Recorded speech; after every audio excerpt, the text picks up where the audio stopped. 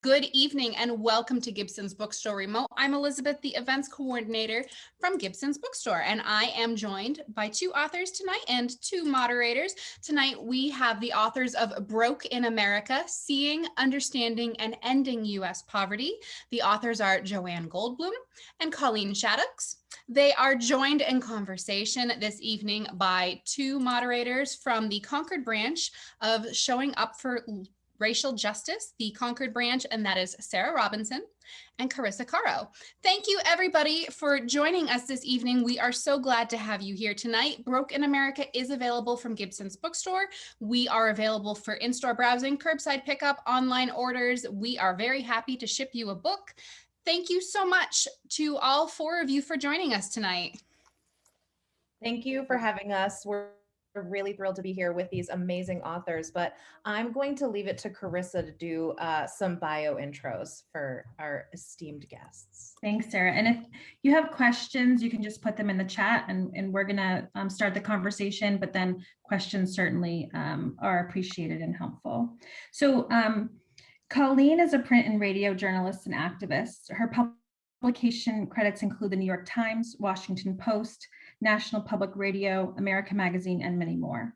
She left daily newspapers when an editor reprimanded her for writing too many stories about poor people, and went to work in a soup kitchen, which I love that. I love the soup kitchen. I worked there last night. She has had one foot in journalism and one in nonprofits ever since. In states throughout the country, Colleen has worked on winning campaigns to get kids out of adult prisons, to end juvenile life without parole, and to limit shackling in juvenile court. So really excited to meet you, Colleen, this evening. And Joanne is CEO and founder of the National Diaper Bank Network, encompassing more than 200 member organizations that provide diapers and other basic needs to families across America. In 2018, she founded the Alliance for Period Supplies, which provides free hygiene products to the 1 in 4 people for whom menstruation means difficulty attending school and work. Joanne has spent her career working with and advocating for families in poverty. She's written op-eds for Washington Post, U.S. News and World Report, and HuffPost. And she's been an ABC Person of the Week and the subject of profiles by CNN People and many other outlets. And super exciting for Joanne tomorrow is that she'll be on the third hour of GMA Good Morning America. So welcome, both of you. Yay. Joanne, you're going to start us off with a passage from the book, and that will start our conversation. And then we'll just, generally have a conversation and see how it goes. And Sarah and I have some questions prepared, and we'll just have a great hour. So turning it over to you, Joanne. Thank you so much. Thank you for that introduction. I'm reading out of the introduction of the book. A common saying, accepted as wisdom, available on posters and t-shirts meant to be inspirational, reveals a tragic misunderstanding about poverty and its causes. Give a man a fish and you feed him for a day. Teach a man to fish and you feed him for a lifetime. Anti-poverty efforts should stop making assumptions about people's fishing abilities. Maybe the river is fished out. Maybe that man is too weak with hunger to pick up a pole.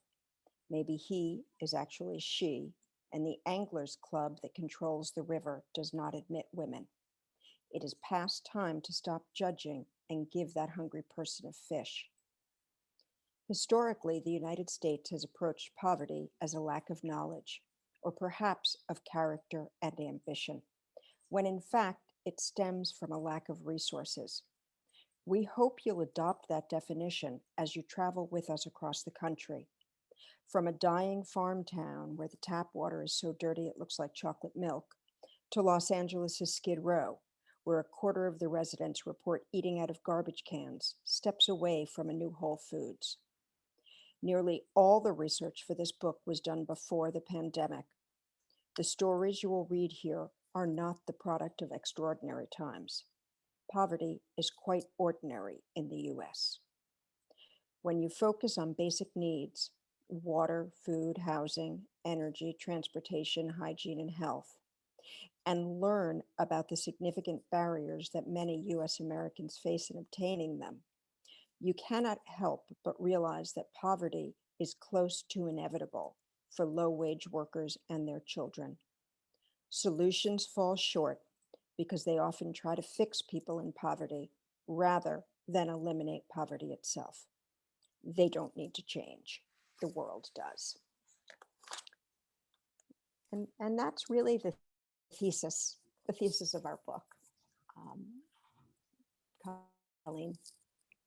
Yeah, sort of interesting. As we were writing it, we kept having publishers tell us, we want you to live with one family for 4 months and write about them. And there are good books based on that method, but what they do is they show you one family's life. No one would ever spend 4 months with me and say, that's what it's like to be a middle-class woman in America. So it was really important for us to go all over the country to talk with people from different backgrounds and different circumstances to show that it isn't the person, it isn't this person's eccentric life that has led them to be where they are. It's a structure where there's really no expectation that an employer has to pay anyone a living wage. And there's no overarching kind of government structure to help out in emergencies. And that's what we saw time and time again. People who were trying really hard, who were doing their absolute best, but there was just no way their best was going to be good enough. Yeah. In 2019, there was a congressional hearing in June 2019, and the Poor People's Campaign, so Reverend Barber and Liz Theo Harris, and they brought a couple other folks, and of course, the Republicans were able to invite folks to this conversation. I don't know if you were able to see it, but the congressmen who were talking, which were white men, most of their conversation was really telling about their story of poverty and getting out of poverty, and they worked really hard. And so if they could do it, everyone else could do it. And I don't want to sort of discredit their experiences, because those experiences might be true, right? And I wondered what you thought about, can policy get us out of that, like, psychology of we have to pass on pain, like, because I suffered, other people have to suffer. Is there any way that policy can help us get out of that particular mindset? We believe it can, absolutely. You know, I think there are a few things. I think that changing the way that we see support will change that idea. What we saw and what we believe is that, the gap between what US Americans make and between what it costs to live is just too large, right? And most of us, right? So before the pandemic, 40% of us could not weather an emergency that would cost over $500. So most of us are in that situation. But because of our sort of the fairy tales we tell about America, we have managed to convince others that working hard will change that. Now, I think if you could say that there's a silver lining to COVID, what's happened is people have seen that low-wage workers can't manage. And it's become very, very clear. So I think that as we raise the amount of money people have, and we see that people continue working, right? I mean, lots of wealthy people who don't have to work continue working. Lots of poor people, most of us prefer to work. It gives our lives meaning. There are all sorts of reasons. But we have this weird attitude that it's different if you're really poor than at any other socioeconomic level. So yeah, I absolutely believe policy that our attitudes follow policy. Because, and Colleen will talk more about this, after Reagan started talking about the welfare queen, that's really where a lot of this has come from. So we changed our attitude for the worse because of policy changes. So we believe we can change the attitude for the positive with policy changes. And I also think it's really important along the way to choose carefully the kinds of stories that we lift up. Mhm. So you were born very poor and you worked your way up to become a member of Congress. You're probably a white man, but let's leave that aside for a minute. You've worked your way up. Great. Good for you. You're extraordinary. People shouldn't have to be extraordinary. If you show up and you work a good day's work, that should yield you the wages that you need to live. We have this conception that just everyone can work their way up. There are more and more people over 35 working in fast food restaurants because that's what's available to them. And as we keep going to fast food restaurants, we seem to think that these institutions have value. So why not pay the people who make them work a living wage? We need to stop looking for magical unicorns, to quote a phrase we used in the green room earlier, right? You can always find this guy who just worked his way up for nothing, although frequently there's a Ben Carson element of fiction to it. But I don't want that to be extraordinary for a child who was born in poverty to do well. I want that to be ordinary. I want that to be the standard, and it can be. I'm curious about your writing process and the way that you I believe it was Colleen who mentioned you can't just pick one story. You have to highlight many, and you can't just pick the white man who worked his way up and became a congressman. How did you as a writing team decide where you were going to go and who you were going to speak with?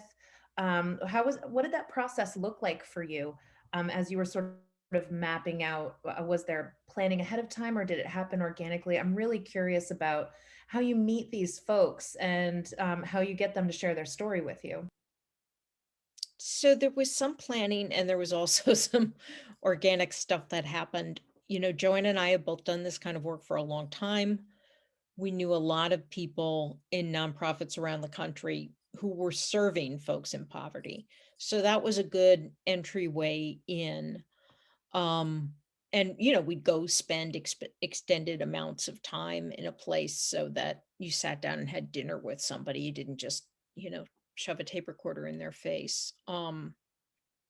I grew up in a low income family myself. I think I'm pretty good at being respectful to people and seeing people as opposed to, their income tax return. Um, and that was really the most joyful part of the book to me, how generous people were sharing their lives with us. Um, People really opened up and told us incredible things. And we thought that it was our sacred responsibility to not use any of that information sensationally, but to show the patterns that emerged from them and to show how the system was causing this much pain repeatedly to families, generation after generation.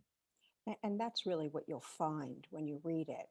Each of the stories is so average. It's something that happens everywhere. And in every chapter we wrote,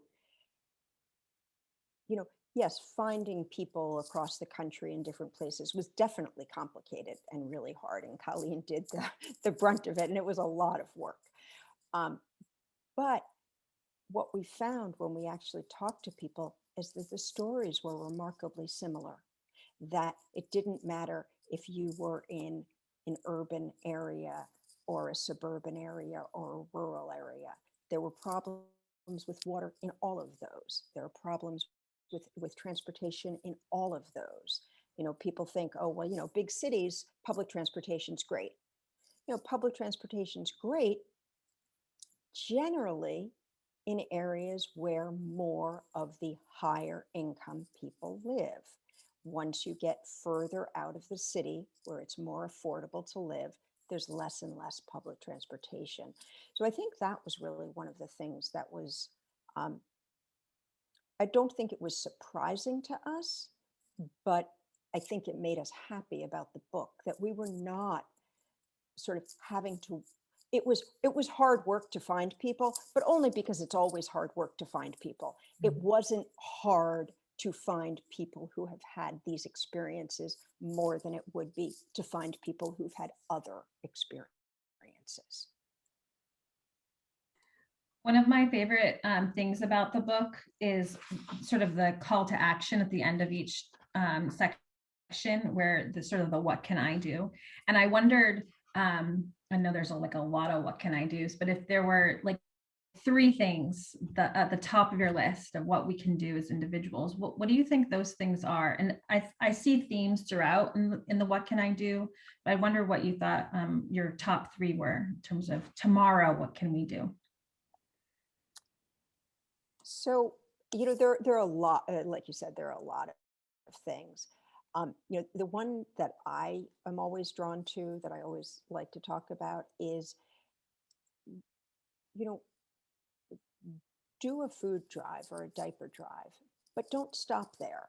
So when you've done it, take a picture and take that picture and send it to your elected officials, local, state, federal, and say, this is important to me, and I vote based on my values, because our elected officials need to hear from us. And we talk about that throughout the book. You know, they do respond to their constituents. It's the way they get their job. And I think a lot of us are sort of scared, understandably, right? They are people who have a lot of power, and most of us don't know them well. But they do respond. So tell them what's important to you and do it while you're also doing good for the community.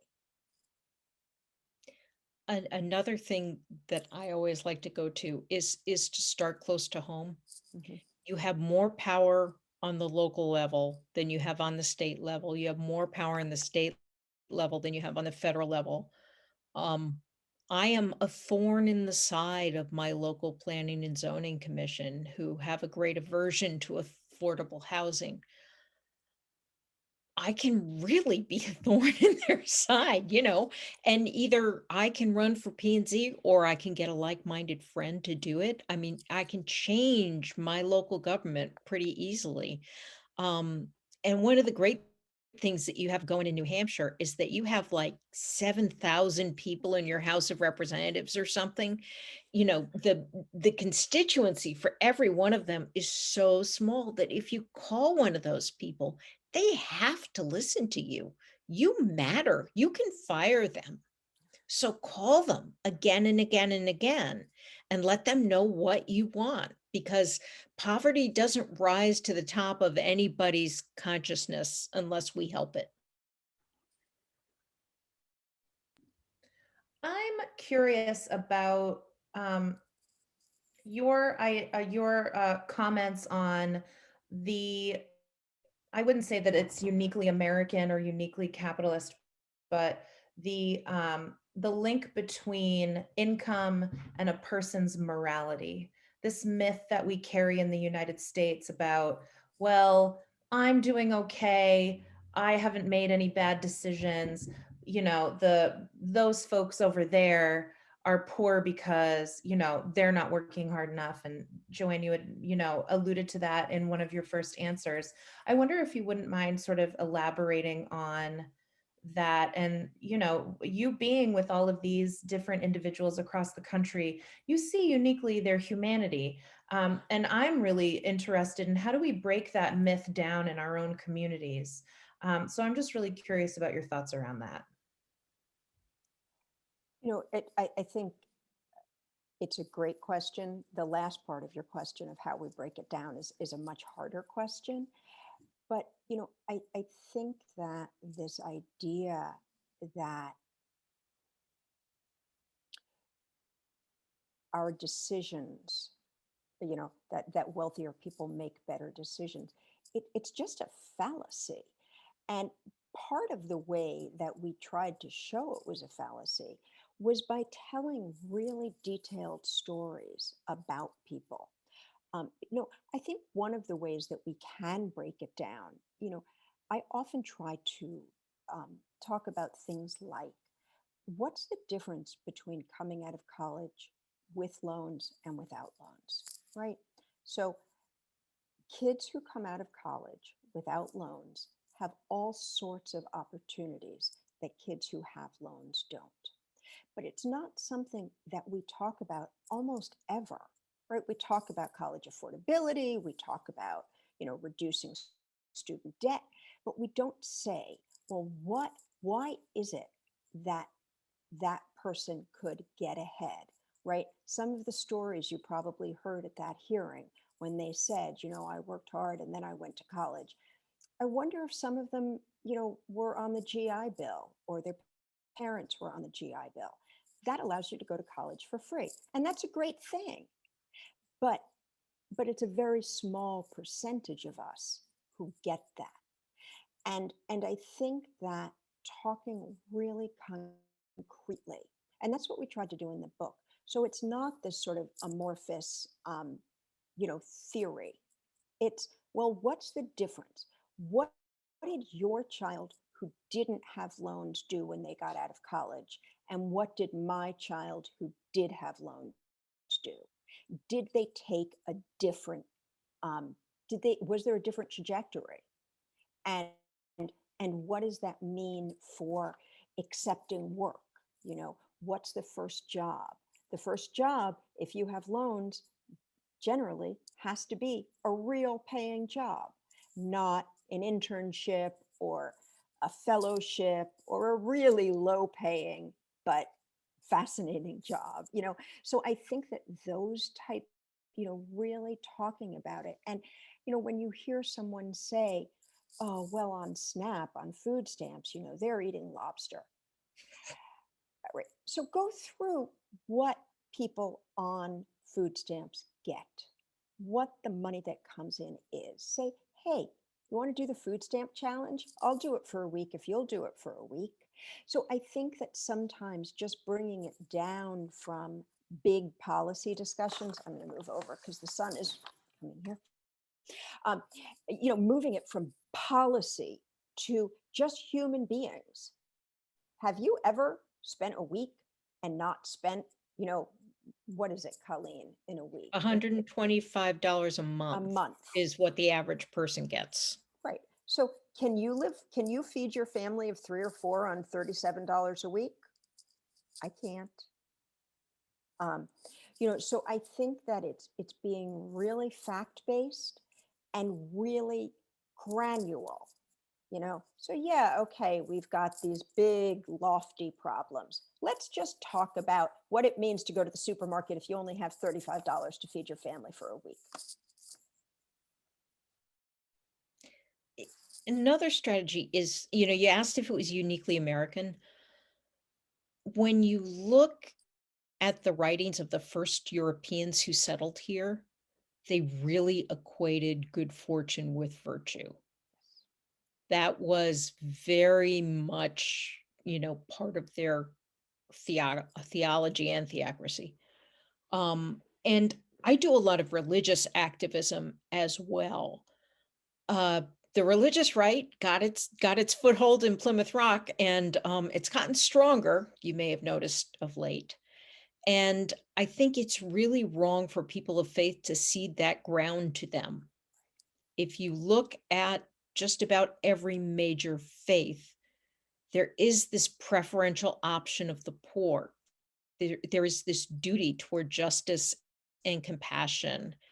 And I think those of us in our churches, synagogues, mosques, we need to speak up and really be a clear voice and not cede this moral high ground to people who just frankly don't deserve it, who are perverting what our religions say. So in my work, I do a lot of like school redesign and curriculum and assessment for schools, mostly high schools. And when we ask the community, including students, what they really think is important, one of the things that comes up over and over is personal finance, that all students should have an understanding of personal finance. And that troubles me often because what that means is that there's a sort of a personal responsibility and not understanding like the system that most of us are up against in terms of how we manage our finances. And so I wonder what you would say if I were to come to you on the street and say, what do you think students should be able to know and do about poverty or understanding economics and finances? What are some things they should know before they graduate high school? Oh, I know two ladies who just wrote an essay about that. You talk Awesome. about that, Colleen. We say that people should learn about poverty in America as a part of your standard curriculum in high school, because our ignorance about it is really, it's comparable to STEM ignorance. Mhm. Like, you can't make good decisions about science and technology if you don't have some basic understanding. I think that the only time poverty really came up in school was when we studied the Great Depression. And we were taught that it was this aberration. This isn't how America really is. Um, People have no idea that before the pandemic, 40% of us couldn't meet our basic needs. People have no idea how many children are just born into poverty. And people have no idea that the minimum wage has been flat since the 1970s. These are pretty basic things that determine how our society operates. And frankly, I think civics education is often propaganda. Vote, go vote. Great, but there are structures put in place that prevent poor people from voting. We need to be educating people about that, and certainly by high school, I think. I don't know, Joanne, is high school too late? No, I think high school's okay. I think that um, I think that when we talk about financial education or financial literacy, there are sort of assumptions made there, right? That we're going to teach people how to budget. What I think they need to learn is that there are fees when you set up a bank account, that when you get your cell phone, you really have to read what you're agreeing to pay. Just because it says something in the window doesn't mean that that's the answer. I think that people need to understand the structures that allow our finances to be sort of taken advantage of by the powers that be. One of the in one of the chapters we talk about buy here, pay here cars, right? And so it's this idea of a place where you can buy a car and also get a loan from the same place. So normally when you buy a house, you have the seller, but you also have a mortgage lender. And then you also have an appraisal. So somebody external who's coming in to say that that's how much it's worth. At buy here, pay here, or drive here, pay here, you don't have that. It's the same person who's selling it, assessing it, and giving you the loan. And what we found again and again, or again, once, was that the people buying cars there knew it was a bad deal, but they didn't have a choice. There was nowhere else to buy the car, right? Yeah, and we saw the same thing in housing Mhm. when we looked at racial disparity in home ownership, and we talked to government and nonprofit um, bodies that were supposed to be working on that issue. They all wanted to talk about financial literacy. Well, maybe I don't know, enforce the Fair Housing Act. Um, to me, giving a poor person a class in financial literacy is like handing a cookbook to a starving person. What are they supposed to do with that? They have no opportunity. There are no good and reasonable loan products available to them. And again, it gets back to, what Joanne said at the beginning about buy a man a fish. You're assuming that the problem is that they just don't know what they're doing. They know what they're doing. They have to go to a payday loan place because that's all they can get. And the way our structures are set up, they're set up to take advantage of people. Now, and that they're set up to take advantage of wealthy people too, to be fair. I mean, many of our financial systems really don't work for any of us. But I think that having, really knowing that and being able to find ways to, get around that is really, really hard. You sort of just alluded to this, Colleen, and I was hoping that you both wouldn't mind expanding on the idea of the links between systemic racism and poverty in America. And some of the work that Carissa and I are doing with our Showing Up for Racial Justice chapter is we're trying to bring a greater awareness between the cultural duality of racism and classism, and how the two really are inextricably linked. So I was really hoping you wouldn't mind sort of expanding on what you had just alluded to with the Fair Housing Act. Poverty and racism really help each other in the United States. They are great partners. If you look at like the Nordic countries that have a good social safety net, everybody looks alike. When you talk to an American about any kind of government assistance to a low-income person, they generally see a Black single mother, so racism and sexism get to hold hands here. When in fact, the largest chunk of people in the United States who are poor are white people. And a lot of them voted for Donald Trump because they were taught that somehow people of different colors are a threat to them, rather than the moneyed class that continues to exploit both sides. If we ever got past racism and people acted together in their common economic interest, the country would change overnight. I think another area that is very significant in racism is, the issue of housing, right? So Colleen talked about the Fair Housing Act. The largest,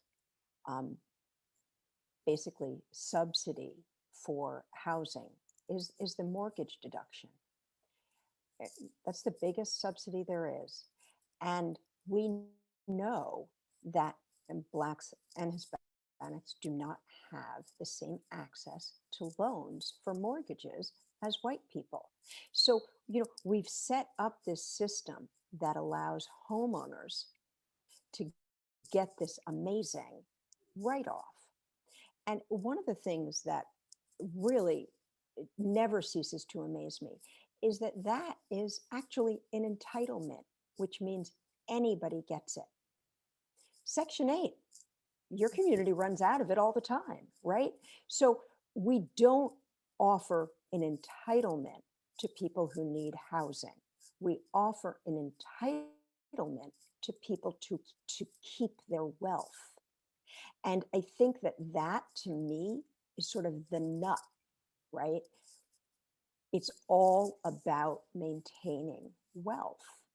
And because of our country's history, that means white people.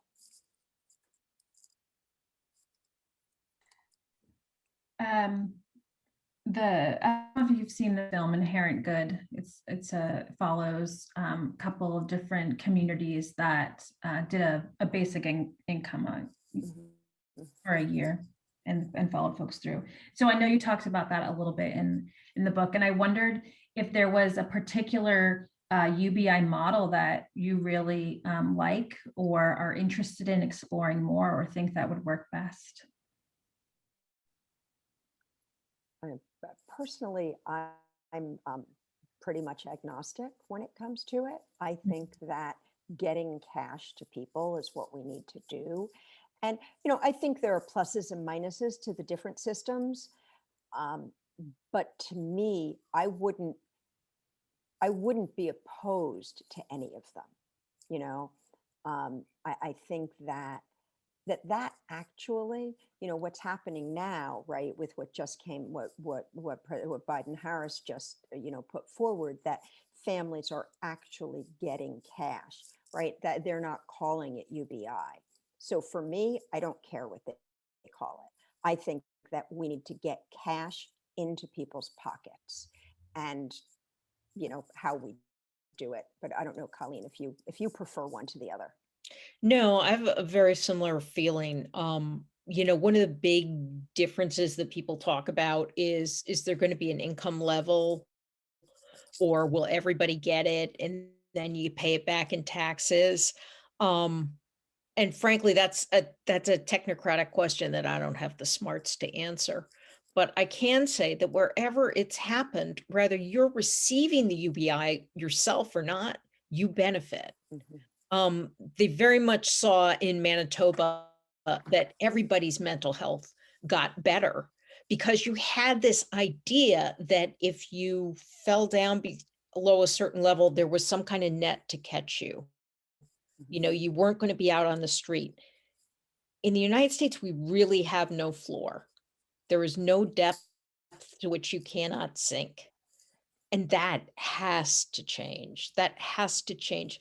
One of the reasons that we die earlier than Europeans, in addition to our crazy healthcare system and everything else, is that American life is just more stressful because we are all very vulnerable. We are all, well, all of us, I mean, maybe not Jeff Bezos, but most of us are one major illness away from losing our house.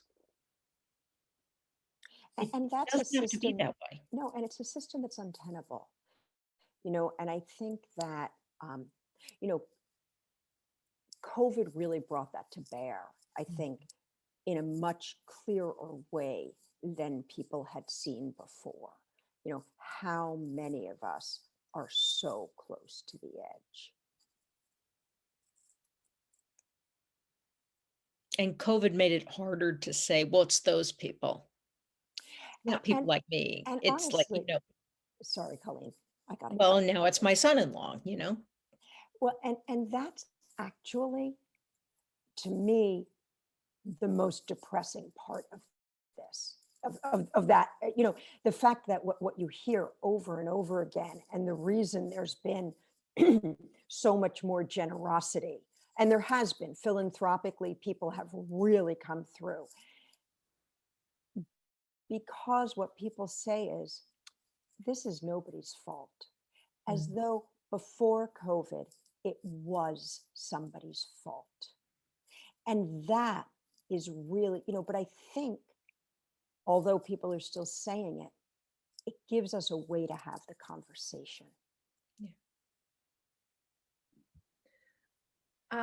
Recently, I've seen in the media what many are referring to as a labor restructuring. Lots of folks leaving, low-wage jobs, deciding for themselves that they want something better. I wonder if you've been tracking that as, two individuals with a very deep understanding of poverty and the working poor in the United States. What do you think about this trend that's happening right now? Hooray. It's always good to leave an abusive relationship. If a rich person said, oh, well, I'm working here and I'm not really getting a very good deal, I could go over here and get a much better deal, everybody would say, you're smart.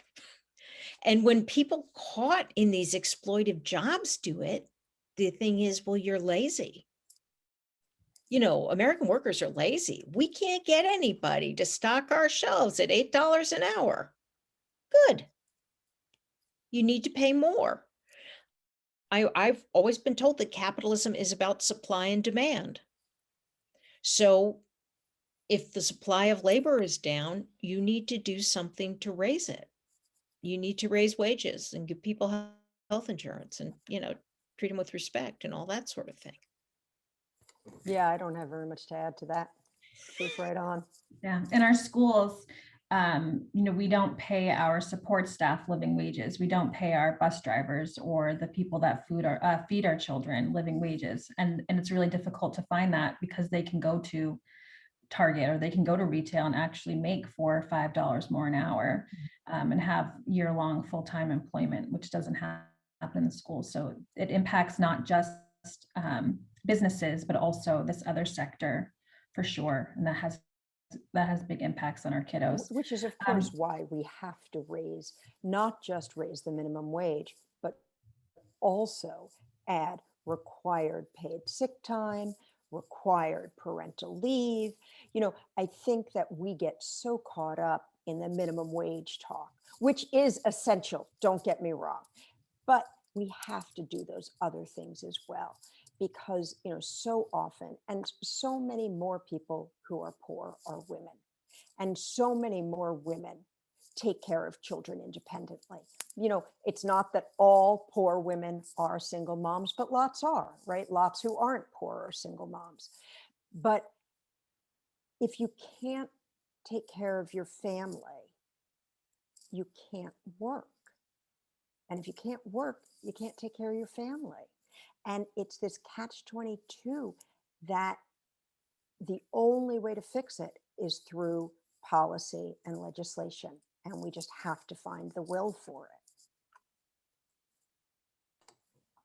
it. Jess had a question, so I'm just going to ask it as she wrote it.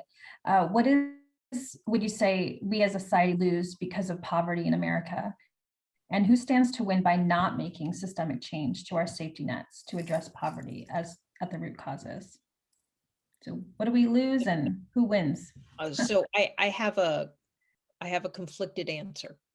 So wealthy people win because they live in this society where they don't pay their fair share of taxes. The marginal tax rate during the Eisenhower administration was 90%. There's a crazy imbalance and so many regressive taxes. So rich people are winning in that sense.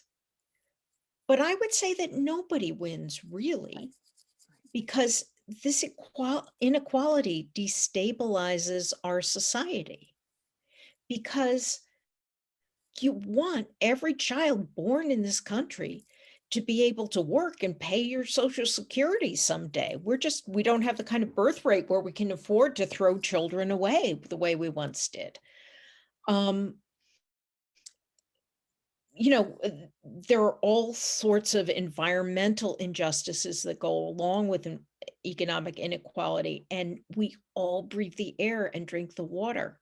So honestly, I think it is in everybody's best interest. I think that the interests of a single mom trying to raise kids on a CNA salary and the interests of Warren Buffett, if you really look at the big picture, are not that different. I couldn't agree more. And I think that, I think wealthy people win. And to be fair, white people win, right? I mean, I think that is implicit in who wins by not addressing the issues, of systematic of poverty in a systematic way. I think that the other thing that's really important is, who wins and loses, but also the work that I do, I'm really driven by the fact that nobody has a child and doesn't want the best for them, right? You don't go through 9 months of pregnancy and then labor and delivery and not want that child and not believe that child can have a better life than you, right? Because that's the human condition, and that's what drives us. And so I think that if we take that moment and say, you know what, you went through all of that to have a child. everybody loses if that child doesn't reach their full potential. That child might be the answer that we're all looking for. And if they don't get nutrition in their first 3 years, we'll never know. That's a really brilliant point. Elizabeth actually posted a really great question around how being poor is mentally exhausting and draining, and the demand of agency time that's required for receiving benefits, and that's a part-time job in itself. And I participated in a Bridges Out of Poverty seminar before, and where they explain that if you exist in generational poverty, it takes you 5 to 7 times longer to do anything than a person who is middle class or higher class than that. And so Elizabeth is asking, can you elaborate on that, the mental and physical lack of energy after you've met all of the needs to, do anything extra? So, you know, I always talk about the fact that, my kids are grown now, but when I first started the New Haven Diaper Bank 18 years ago, 17 years ago, um, I always talked about the fact that as an upper middle class woman, I could complain bitterly about how stressful my life was, right? And anybody would listen to me. So hard. How could I possibly get my kids to school on time? How to make dinner? All those things, right? And I did. I complained all the time. And what was always amazing to me, so I'm a social worker and I was doing direct service, community-based social work.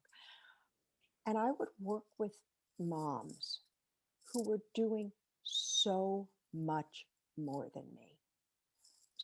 So much, and they were constantly being pushed up against the wall. If their kid missed something, if they missed something, there's forgiveness. So aside from sort of all the intergenerational stuff, there's also a level of forgiveness that goes along with wealth. So, when my kids were late for school, or when I didn't pack lunch, or I didn't sign a paper I was supposed to sign, I was always forgiven, and I was always given help. Not just they'd say it was okay, but I actually have a memory of taking my youngest son to the first day of school, and I had forgotten to get I didn't have all the paperwork just right. I called his pediatrician on a weekend, and he scanned in some papers. That is privilege, right? The parents that I worked with, if that had happened, their kid just wouldn't have gone to school that first week, right? There's such a disconnect. And when poorer people complain about it, people say, oh, she's so angry. What an angry woman she is. Whereas it's just, there's so much pushed on people that just thinking about it to me is stressful, right? And I always would think, take away the car, the cell phone, the landline, the fact that my husband helps, the fact that we could pay our bills, all of those things, and leave me in a little apartment. It's just untenable.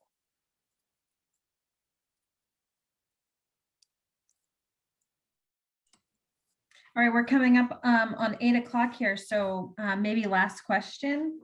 I wonder, what was the hardest chapter or section for you to write, which was most difficult, and which one was most joyful?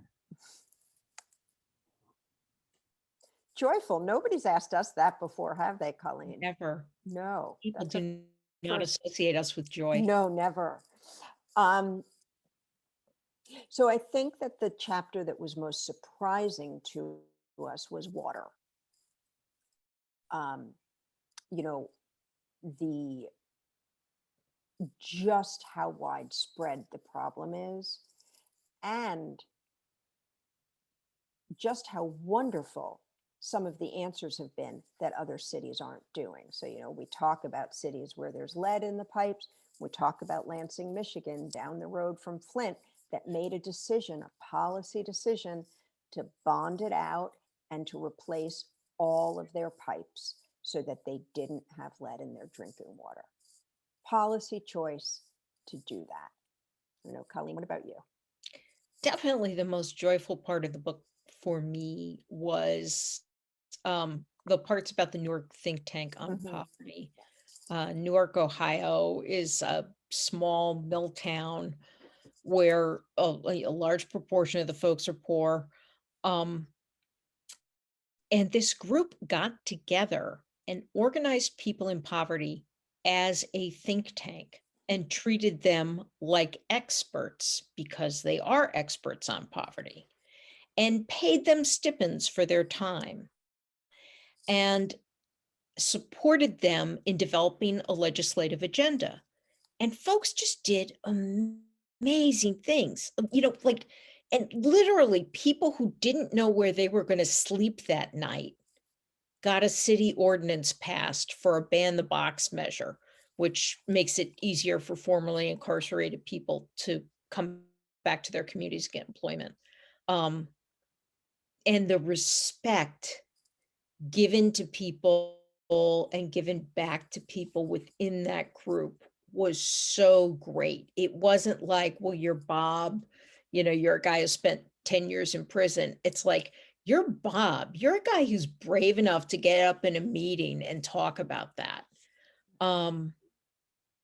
We could use a lot more of that. They really inspired me. I'm so glad you asked that question, Carissa. That was a wonderful question to end our event on. I do have something that an audience member mentioned, and I think I popped it into the chat, the concept of the just world fallacy, which is almost the crux of half of this book, which is that it's the cognitive bias that a person's actions are inherently inclined to bring morally fair and fitting consequences to that person. Thus, it is the assumption that noble actions are eventually rewarded and evil actions are eventually punished. Therefore, if you work hard, you will get ahead in life. And if you don't work hard, you won't. And it's a bias. It's a fallacy. It's a logical fallacy, because you can work hard and maybe you are not. It's not a just world. The world, there's nobody making sure that everything's fair, and people who do unjust things sometimes do get ahead. The cheaters never prosper, and it's like, well, maybe in elementary school, but not maybe with the tax bill.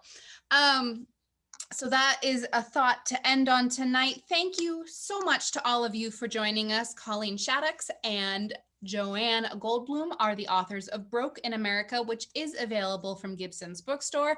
I'd also like to thank Sarah Robinson and Carissa Caro, who are from the Concord branch of Showing Up for Racial Justice. Thank you, all of you, for a wonderful conversation tonight. And Joanne, we'll see you on Good Morning America tomorrow morning as well. Thanks, everybody. This was really fun. Have a great night, everybody. Thank you Bye. so much. Bye. Thanks, everyone. Bye now.